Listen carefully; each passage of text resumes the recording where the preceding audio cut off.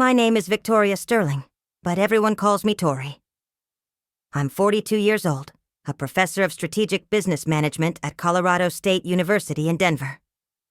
For 18 years, I thought I was living the American dream with my husband Benjamin. Ben. To his friends, the charming litigation partner who could win any case with his silver tongue. God, how naive I was. That Tuesday evening started like any other. Ben was in our marble-tiled shower, steam billowing out like some kind of romantic movie scene. Except there was nothing romantic about what was about to unfold. The sound of cascading water created this false sense of peace, masking the bomb that was about to detonate our perfect suburban life. Ping. His phone lit up on the nightstand like a beacon of destruction. I'd never been the suspicious wife. Trust was sacred to me, something I'd built my entire marriage on. But that night, something in my gut twisted. Call it intuition. Call it the universe finally deciding to lift the veil from my eyes. The notification was devastatingly simple. Reservation confirmed. Lumiere. Friday 7:30 p.m. Window table as requested. She'll love it. Concierge. My blood turned to ice. Lumiere wasn't just any restaurant. It was the restaurant in Denver. The kind of place where marriage proposals happened, where anniversaries were celebrated, where two people went when they wanted to create memories that would last forever. We talked about going there for our 15th anniversary, but Ben said we couldn't afford it. Apparently, he could afford it for someone else. My hands moved before my brain could stop them. Our wedding date. Still his passcode after all these years. How foolishly romantic of him to keep it, even while planning romantic dinners with another woman. What I found in that phone destroyed me and rebuilt me in the same breath. Madison, a 28-year-old communications director at Ben's law firm. Blonde, radiant, everything I used to be 18 years ago. The messages went back 11 months.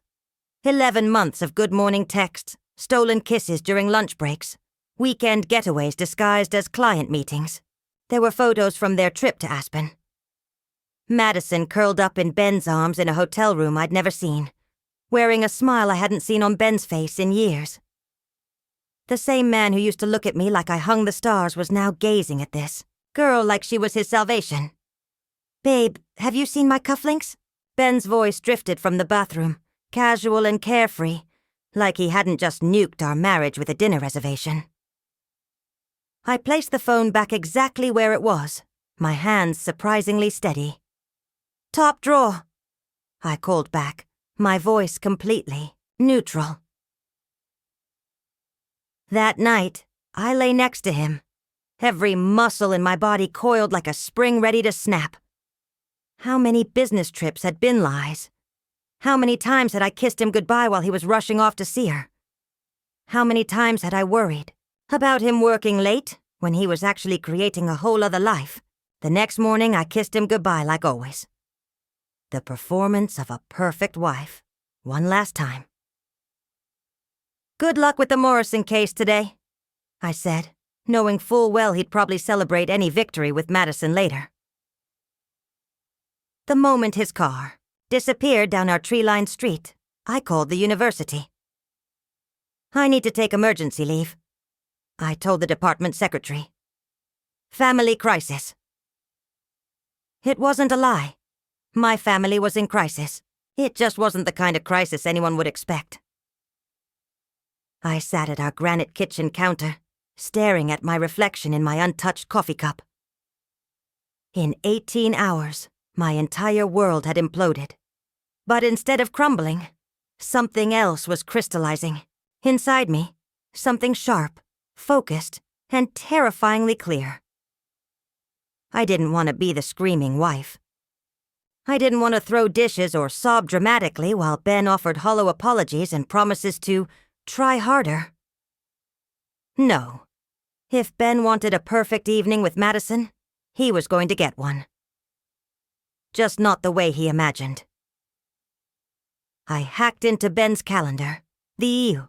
Password was Madison's birthday, because of course it was. There it was in black and white. Dinner, M, Lumiere, 7:30.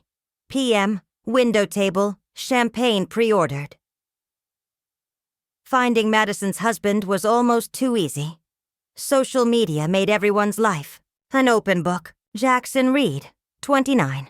Award-winning architectural engineer, with kind eyes and a smile that suggested he actually loved his wife. Poor fool. He had no idea he was married to a woman who specialized in destroying other people's marriages. I couldn't. Just call Jackson and say, "Your wife is sleeping with my husband." I needed something more sophisticated, more professorial. The email I crafted was perfect. Dear Mr. Reed, I'm Dr. Victoria Sterling from Colorado State University's Business School. Your innovative work on the Riverside Complex caught our attention. Would you be interested in discussing a guest lecture opportunity? I've scheduled a dinner meeting at Lumiere this Friday at 7:30 p.m. to discuss the details. I believe this could be mutually beneficial. Best regards, Dr. Victoria Sterling. Jackson responded within 2 hours. Enthusiastic and professional. If he only knew he was about to get an education in betrayal instead of sustainable architecture. Booking the table next to Ben's was easier than I expected. I'd like a table near the Hamilton Reed reservation, I told the hostess, spinning a tale. About potential business partnerships. Close enough to network, if you know what I mean. Certainly, Dr. Sterling. I'll place you right beside them. Perfect. Friday arrived with the kind of crisp autumn air that made Denver look like a postcard. I chose my outfit carefully. A midnight. Blue silk dress that hugged my curves. The one Ben once said made me look like a movie star. My auburn hair fell in soft waves over my shoulders, and I wore the diamond earrings my grandmother left me. I wasn't dressing for Ben or Madison. I was dressing for war. I arrived at Lumiere 25 minutes early, my heart hammering against my ribs. The maitre d' led me to my table. Perfect positioning. From here I could see the entire window section where Ben and Madison would be seated. Dr. Sterling? I turned to see Jackson approaching, tall and genuinely handsome in a way that suggested character over vanity. He wore a charcoal suit that fit him perfectly, and when he smiled, I understood why Madison might have fallen for him initially. Too bad she was too selfish to appreciate what she had. Mr. Reed, thank you so much for coming, I said, standing to shake his hand. I hope you don't mind. I took the liberty of ordering wine. We began discussing sustainable architecture, and I found myself genuinely engaged despite the situation. Jackson was brilliant, passionate about his work, and clearly devoted to Madison. Every few minutes, my eyes drifted to the entrance, waiting. Then they appeared. Ben looked devastating in his navy suit, the one I'd helped him pick out for our anniversary last year. Madison practically glowed in a red dress that screamed expensive, her blonde hair styled in perfect waves. They moved together like dancers, completely absorbed in their own private world. I watched Ben pull out Madison's chair, watched her laugh, at something he whispered in her ear, watched them toast with champagne I'd never tasted.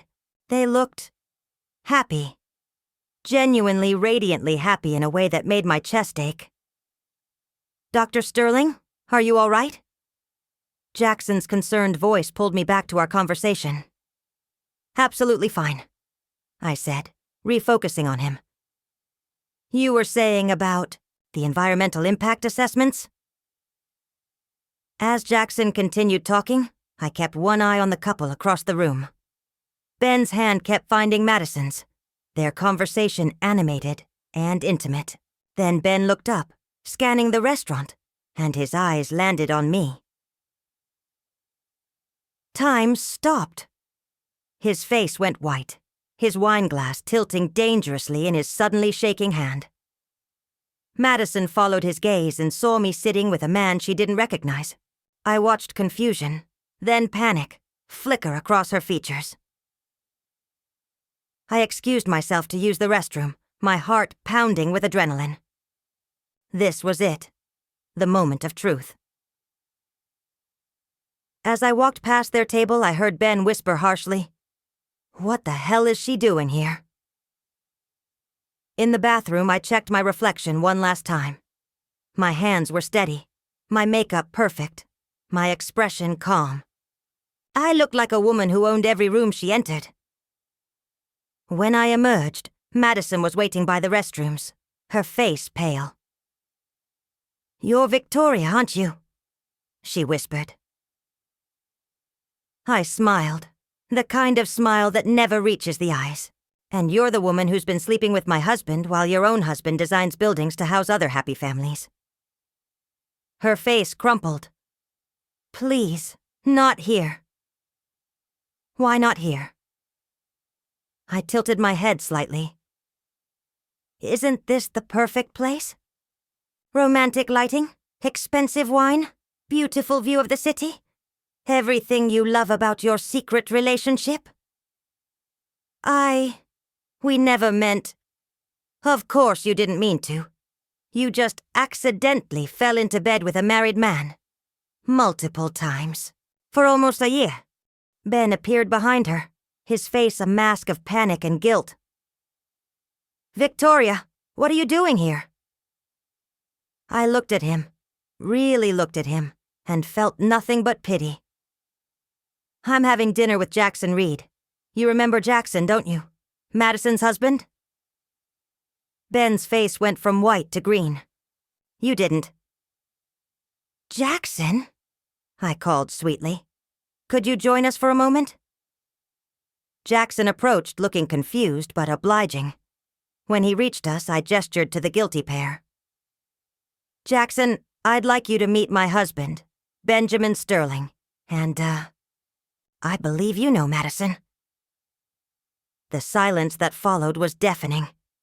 Jackson's face went through several emotions: confusion, recognition, understanding, and finally, devastating hurt. "Madison?"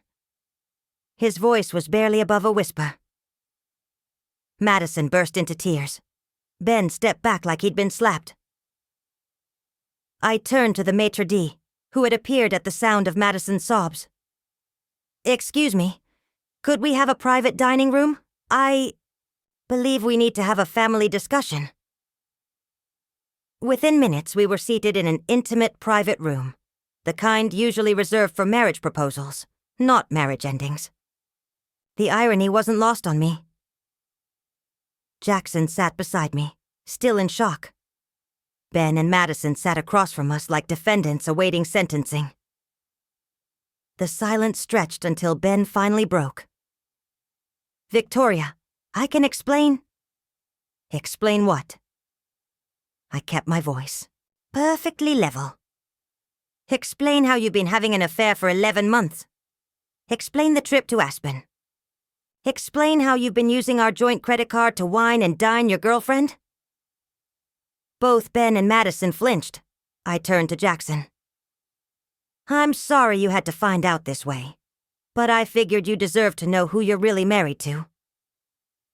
Jackson's voice shook when he finally spoke. "How long?" Madison whispered. 11 months. 11 months, Jackson repeated, like he was testing the words. "Our entire first year of marriage." "It's not what you think," Madison started. "It's exactly what I think," Jackson cut her off. "You've been lying to me for almost our entire marriage while I've been working overtime to build us the perfect home." I pulled out a hotel keycard and placed it on the table. "I've booked a suite at the Meridian across the street. Ben, I suggest you go home and start packing. I'll be back Monday, and I'd prefer if you weren't there." Ben's composure finally cracked. "Victoria, please. We can fix this. I'll do anything." "Fix this?" I laughed, but there was no humor in it. Ben, you can't fix something that's fundamentally broken. You didn't just cheat on me. You built an entire relationship with someone else while lying to my face every single day. I stood, smoothing down my dress. I wish I could say this was about love or passion or something romantic. But it's not. It's about two selfish people who wanted excitement at the expense of their spouse's dignity. I looked at Jackson one final time. If you need someone to talk to, someone who understands, I'll be at the Meridian. I walked out of that private dining room with my head held high, leaving behind 18 years of marriage and the wreckage of 4 lives. The Meridian Hotel was everything Lumiere was. Elegant, expensive, designed for people who could afford to escape their problems in luxury. My suite overlooked the city, all twinkling lights and endless possibilities. For the first time in months, I was completely alone with the truth. I ordered room service, a bottle of wine and the most expensive chocolate cake on the menu, and sat by the floor-to-ceiling windows, watching Denver live its life below me. Cars moved like blood cells through arteries. People walked with purpose. The world kept spinning despite my personal apocalypse. Around 11 p.m., there was a soft knock at my door. Through the peephole, I saw Jackson, still in his suit, but rumpled. Now, exhaustion written across his face. "I'm sorry to bother you," he said when I opened the door. "I didn't know where else to go." I gestured him in. We sat in the living area, 2 strangers united by betrayal. "How did you know?" he asked after a long silence. I saw a text notification on Ben's phone. One thing led to another. I poured him a glass of wine. "I'm sorry you had to find out that way." Jackson stared into his wine. "We just bought a house. Madison kept talking about starting a family." He laughed bitterly. "I guess she was already starting one, just not with me." We talked until nearly 3 a.m., 2 people dissecting the wreckage of their marriages. Jackson told me about the surprise weekend getaways Madison claimed were girls' trips, the mysterious late-night phone calls she said were work emergencies, the sudden interest in expensive lingerie she claimed was for confidence. I told him about Ben's client dinners, his sudden fitness obsession, the way he'd started showering immediately after coming home, claiming to wash off the stress of the day. The signs were all there, Jackson said finally. I just didn't want to see them. "Neither did I admitted. Love makes us willfully blind sometimes.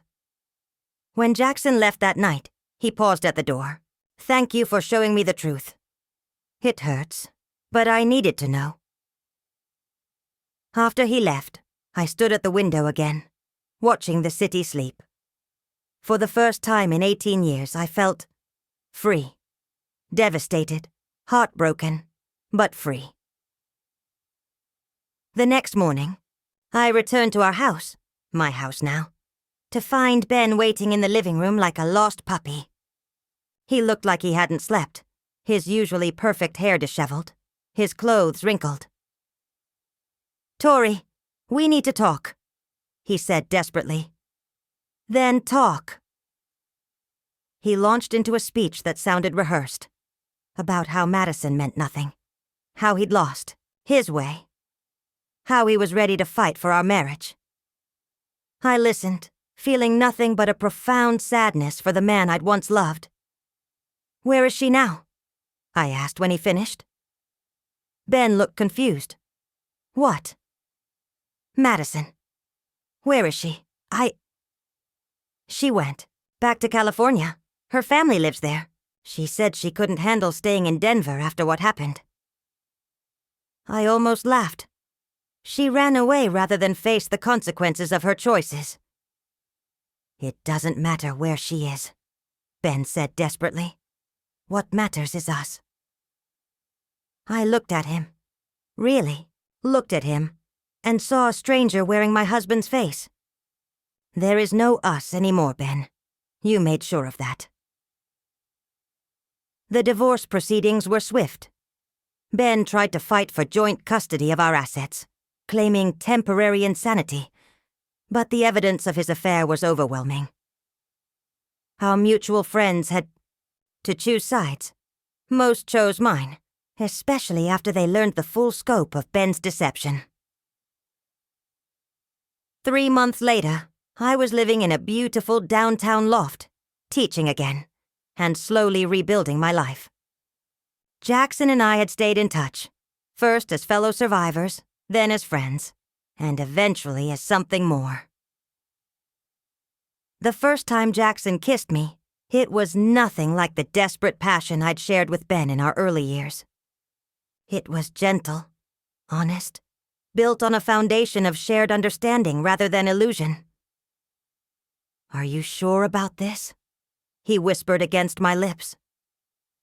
"I'm sure I want to try," I whispered back. The right way this time, with honesty. Jackson's divorce from Madison was finalized around the same time as mine from Ben. Unlike Ben's desperate attempts to reconcile, Madison never once tried to contact Jackson. She'd moved on to someone new, according to mutual friends. Another married man, apparently.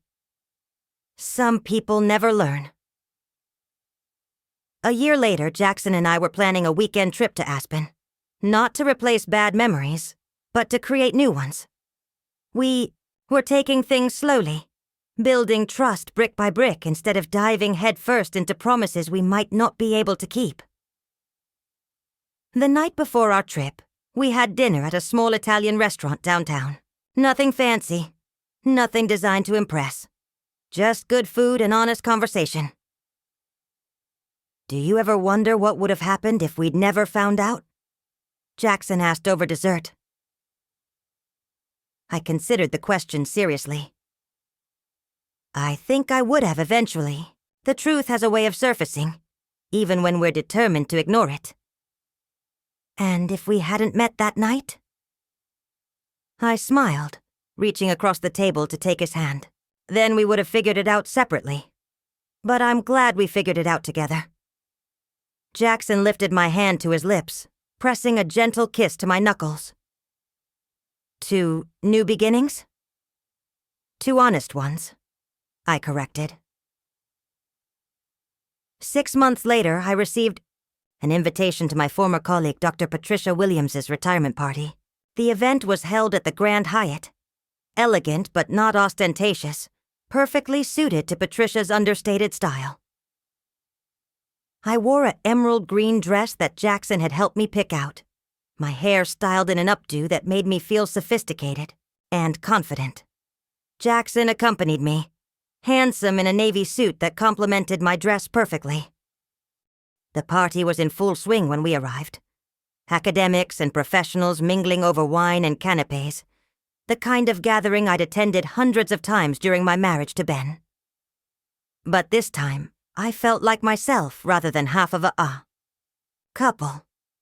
"Dr. Sterling," Patricia's warm voice called out as she approached with open arms. "I'm so glad you came." We hugged and she immediately turned to Jackson with interest. "And you must be the famous Jackson I've heard so much about." Jackson smiled, extending his hand. "The pleasure's mine, Dr. Williams. Tori speaks of you constantly." As we chatted with Patricia and her other guests, I felt a familiar prickle at the back of my neck. Turning slightly, I saw him. Ben stood near the bar, looking older and somehow smaller than I remembered. His hair had more gray at the temples, and he'd lost weight. Not in a healthy way, but in the way of someone who'd forgotten how to take care of himself. When our eyes met across the room, he raised his glass slightly, in acknowledgement before approaching. "Tori," he said quietly. "You look radiant." "Thank you," I replied, my voice neutral. "How are you, Ben?" He gave a self-deprecating laugh. "I've been better. I heard you were coming tonight. Patricia mentioned it." I almost didn't come, but... He shrugged. I wanted to see you. To apologize? Properly. Jackson tensed slightly beside me, but I placed a calming hand on his arm. You don't owe me any apologies, Ben, I said honestly. We both know what happened. I owe you everything, Ben said, his voice thick with emotion. I destroyed the best thing in my life for nothing. Madison and I lasted exactly 6 weeks after that night. Turns out relationships built on deception don't have much staying power. I felt a flicker of pity for him, but nothing more. I hope you find happiness, Ben. Real happiness. Built on honesty this time. He nodded, tears threatening at the corners of his eyes. You deserved so much better than what I gave you. Yes, I agreed simply. I did, but I found it. I turned to Jackson, who slipped his arm around my waist with easy affection. Ben's eyes followed the movement, and something like acceptance crossed his features. Take care of her, Ben said to Go. Jackson, his voice barely audible. I intend to, Jackson replied, not unkindly but with absolute certainty. Ben nodded once more and walked away, disappearing into the crowd. Later that evening, as Jackson and I danced to the soft jazz quartet Patricia had hired, I reflected on how different my life had become. 18 months ago, I'd been a woman living in denial, accepting crumbs of affection while my husband fed someone else the feast of his attention. Now I was a woman who knew her worth, who'd built a new life on a foundation of honesty and mutual respect. The pain of betrayal had carved out space in my heart for something better. Not the desperate passion of youth, but the steady flame of mature love. What are you thinking about? Jackson murmured as we swayed together. How sometimes the worst thing that happens to you becomes the door to the best thing, I said, looking up into his kind eyes. Very philosophical for a business professor, he teased gently. I'm a woman of many depths, I teased back. Yes, he said, spinning me carefully before drawing me close again. You are, and I intend to spend a very long time exploring all of them. As the music swelled around us, I realized that Ben had been right about one thing. I did deserve better. I deserved a love that didn't require me to make myself smaller, a partner who chose me every day, instead of searching for something better in someone else's arms. I deserved exactly what I had found, not despite the betrayal, but because of my refusal to accept anything less than what I was worth. The woman who'd sat in that hotel room 18 months ago, crying over a marriage that had ended long before she discovered the truth, was gone. In her place stood someone stronger, wiser, and infinitely more at peace with herself. And as Jackson and I left the party that night, walking hand in hand into whatever future we'd build together, I knew that sometimes the best revenge isn't plotting someone's downfall. It's living so well that their betrayal becomes the greatest gift they ever gave you. Because Ben's affair didn't just end our marriage. It freed me to find something real. And that, I realized, was worth more than any revenge I could have planned.